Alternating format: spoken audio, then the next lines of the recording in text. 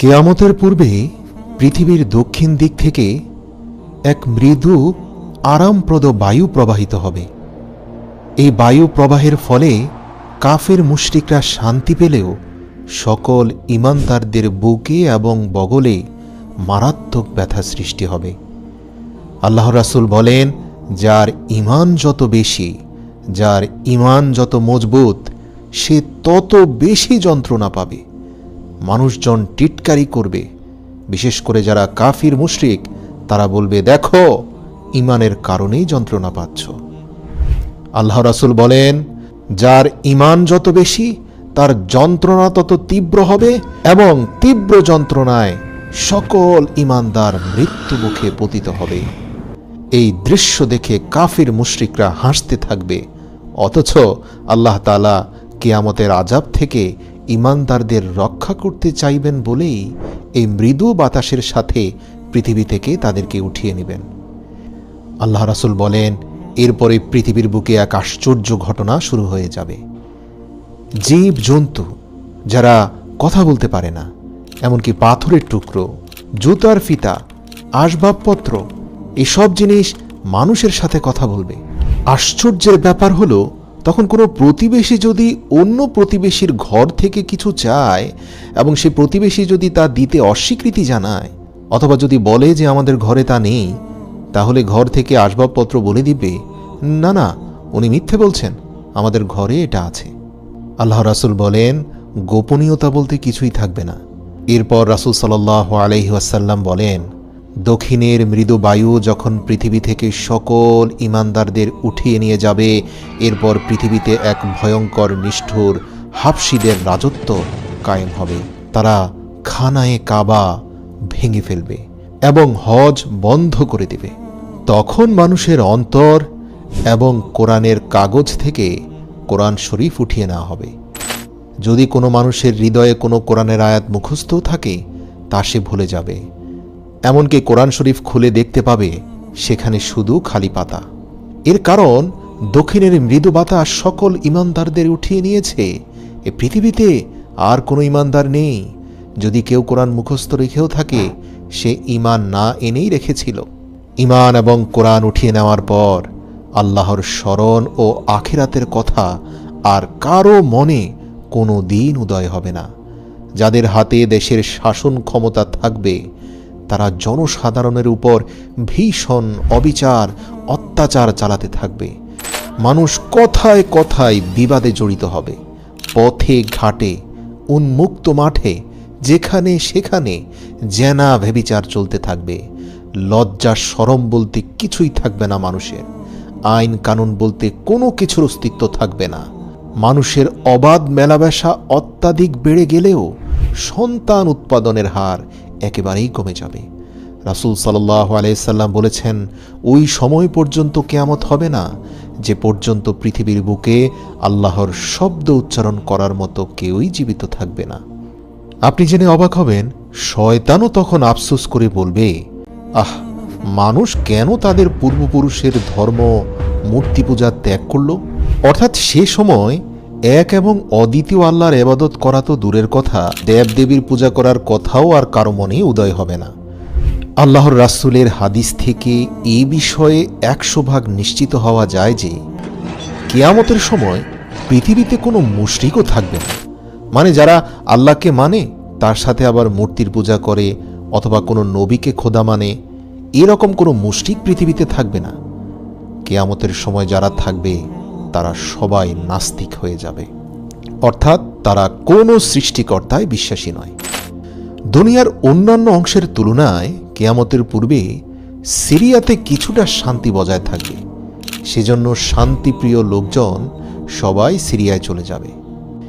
এখন যেমন Europe, America অনেক মানুষের জন্য পৃথিবীতে স্বপ্নের দেশ, তখন পুরো বিশ্ববাসীর জন্য সিরিয়া হবে স্বপ্নের দেশ।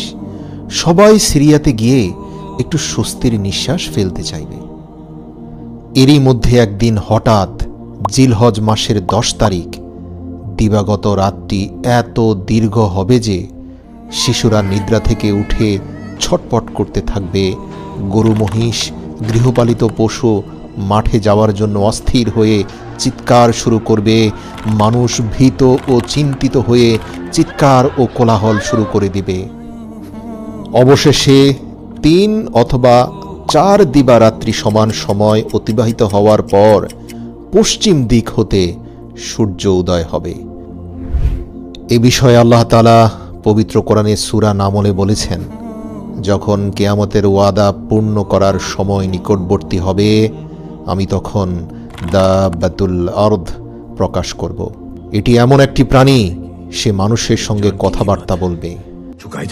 এর শারীরিক গঠনের সাথে 7 প্রকারের প্রাণীর সামঞ্জস্য থাকবে। যেমন এর মুখমণ্ডল মানুষের মতো, পা উটের মতো, ঘাড় ঘোড়ার মতো, লেজ গরুর মতো, পাঁজর বাঘ এবং সিংহের মতো, শিং হরিণের মতো এবং হাত বানরের মতো হবে। পশ্চিম দিক হতে সূর্যোদয়ের পর এ নিয়ে মানুষের মধ্যে নানান ধরনের জল্পনা কল্পনা চলতে থাকবে। সে সময় একটা ভীষণ ভূমিকম্প হবে। ভূমিকম্পের ফলে মক্কায় সাফা পাহাড় ফেটে ভেতর হতে অদ্ভুত প্রাণী বের হয়ে আসবে। এই প্রাণী মানুষের সাথে অবিকল মানুষের মতোই কথা বলবে। তার এক হাতে হযরত মুসা আলাইহিসসালামের লাঠি এবং অপর হাতে হযরত সুলাইমান আলাইহিসসালামের আংটি থাকবে। প্রাণীটি এত দ্রুতগামী হবে যে তা মানুষের কল্পনার বাইরে। কোনো মানুষ বা তাগড়া ঘোড়া তো দূরের কথা, পৃথিবীর কোনো দ্রুতগামী যানবাহনের সাথেও তার তুলনা চলে না। এমনকি তার সামনে থেকে কেউ পালিয়েও যেতে পারবে না। সে প্রত্যেকটি মানুষের কপালে তার লাঠির দ্বারা একটি করে দাগ দেবে। প্রিয় দর্শক, ঈমানদারদের কপালে দাগ দেওয়ার সঙ্গে সঙ্গে তাদের চেহারা চাঁদের মতো উজ্জ্বল আলোকময় হবে এবং কাফের ও মুশরিকদের কপালে দাগ দেওয়ার সঙ্গে সঙ্গে তাদের চেহারা ভয়ানক কালো ও কুৎসিত হয়ে যাবে। সে অতি অল্প সময়ের মধ্যে প্রত্যেকটি মানুষের কপালে একটি করে দাগ দিয়ে যাবে, যার ফলে দুনিয়ার যাবতীয় মানুষ ঈমানদার ও বেঈমান এই দুটি শ্রেণীতে বিভক্ত হয়ে যাবে। মূলত এ ঘটনাটি পৃথিবীতে দক্ষিণাস্যেই মৃদু বাতাস আসার পূর্বে ঘটবে। এরপরের ঘটনা তো আমরা জানি। দক্ষিণ দিক হতে বায়ু প্রবাহিত হয়ে দাব্বাতুল আরদ, যাদের কপালে ঈমানদার লিখে গিয়েছিল, যাদের চেহারা নুরানি হয়ে গিয়েছিল, দক্ষিণা বাতাসে এরা প্রত্যেকে যন্ত্রণায় ছটপট করতে করতে এই ভয়ঙ্কর পৃথিবী থেকে শান্তিপূর্ণভাবে বিদায় নেবে। তাদের মৃত্যুর কিছুদিন পর সেই আবার দক্ষিণ দিক থেকেই একটি অগ্নিকুণ্ড মানুষের দিকে এগিয়ে এসে মানুষকে দৌড়তে থাকবে। সেই অগ্নি সকাল থেকে দুপুর পর্যন্ত মানুষকে তাড়া করবে, কিন্তু মানুষ দৌড়াতে দৌড়াতে দ্বিপ্রহরে যখন শ্রান্ত ও ক্লান্ত হয়ে পড়বে, তখন অগ্নিকুণ্ড তাকে বিতাড়ন করা হতে বিরত থাকবে। একটু রেস্ট দেওয়ার পরে আবারই সেই অগ্নি তাদেরকে আবার তাড়াতে আরম্ভ করবে। সন্ধ্যার সময় তা আবার ক্ষান্ত হবে। এভাবেই ছুটতে ছুটতে সব মানুষ যখন সিরিয়ায় এসে জমা হবে, তখন উক্ত অগ্নিকুণ্ড অদৃশ্য হয়ে যাবে। তখন কিছু লোক আপন আপন দেশে ফিরে যাবে এবং কিছু লোক সিরিয়ায় থেকে যাবে। প্রিয় দর্শক, আমি পূর্বেই বলেছি, কিয়ামতের পূর্বে সিরিয়া হবে পৃথিবীতে নিঃশ্বাস ফেলার, শান্তিতে থাকার একমাত্র জায়গা, যা বর্তমান সময়ের প্রেক্ষাপটে আপনি হয়তো কল্পনাও করতে পারবেন না। অগ্নিকুণ্ডের ভয়ানক তাড়নাটাই হচ্ছে কিয়ামতের আলামত সমূহের মধ্যে সর্বশেষ আলামত। এরপরে একদিন 10ই মুহররম শুক্রবার হযরত ইসরাফিল আলাইহিসসালাম তার সিংগায় ফুঁক দেবেন এবং সমস্ত পৃথিবী ধ্বংস হয়ে যাবে। এ সম্পর্কে আল্লাহ তাআলা তার পবিত্র কালাম কোরআনে মাজিদে ঘোষণা করেছেন, যখন সিংগায় ফুঁক দেয়া হবে তখন আসমান ও জমিনে যা কিছু আছে সবই ধ্বংস হয়ে যাবে, কিন্তু আল্লাহ যাকে ইচ্ছে করেন শুধু তাকেই জীবিত রাখবেন। হাদিস শরীফে বর্ণিত আছে, ইসরাফিল ফেরেশতা সিংগায় মুখ লাগিয়ে আল্লাহ তাআলার আদেশের প্রতীক্ষায় আছেন এখনো। যেই মাত্র আল্লাহর আদেশ হবে তৎক্ষণাৎ সে সিংগায় ফুঁক প্রদান করবে।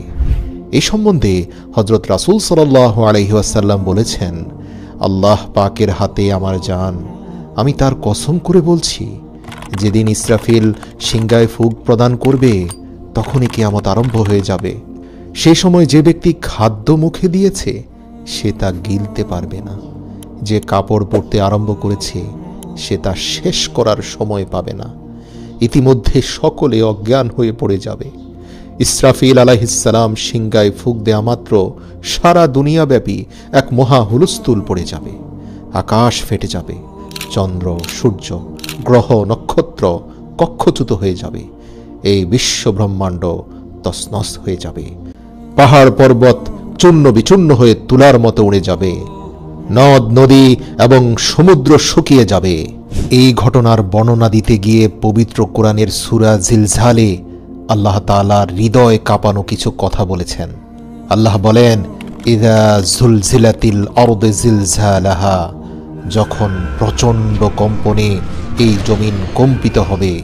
ওয়া আখরাজাতিল আরদু আসকালাহা, আর জমিন তার ভেতরে থাকা সকল পাপের বোঝা বের করে দেবে। মানে মানুষের সকল খারাপ কাজের তথ্য সেদিন